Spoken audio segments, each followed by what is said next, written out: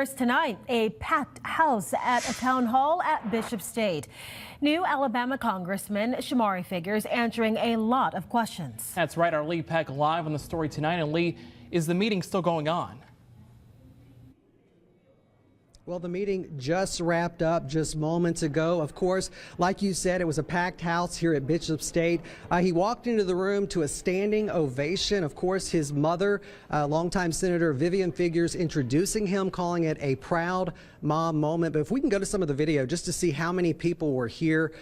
He talked for a little over 2 hours, took questions for the better part of an hour, just range of topics from Social Security benefits, taking questions about DOGE, about inflation, about veterans benefits.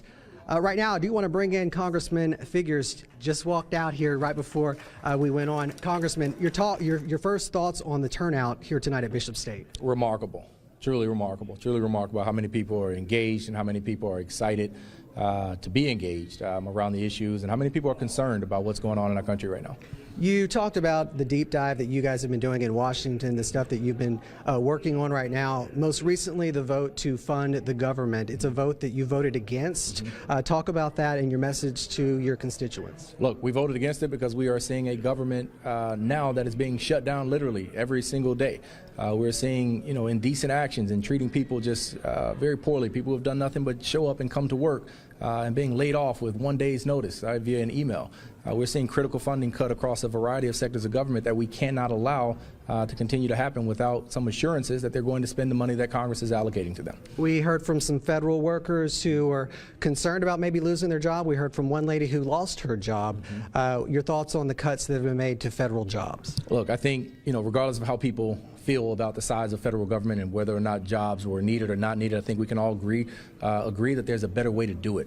There's a better way to treat people who've done nothing wrong but show up to work and be dedicated employees for the majority or all of their careers. And so that's something that we cannot sit back and be silent about. We need to make sure that we're leading effectively and leading responsibly, and this administration is not treating people right. You took a question about DOGE and some of the actions that have been taken. One lady works for the Corps of Engineers. She said she's required by DOGE to list 5 things that she does in a week. She asked you to list 5 things that you did. You did, but what was your message to her about DOGE? Look, at the end of the day, that activity that they have to do, because that's what it is. It's an activity. Right? It's an activity that DOGE is treating federal workers like children.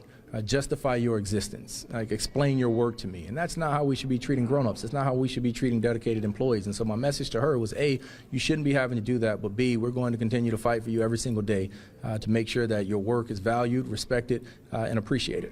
You also took question from some gentleman who said that the Hispanic community is concerned.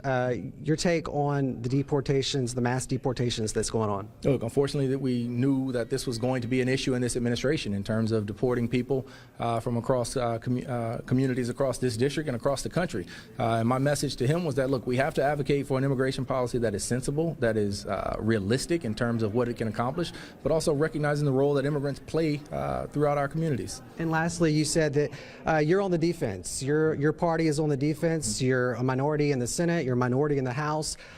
You will continue to be on the defense, you said. And what was your #1 advice to your constituents?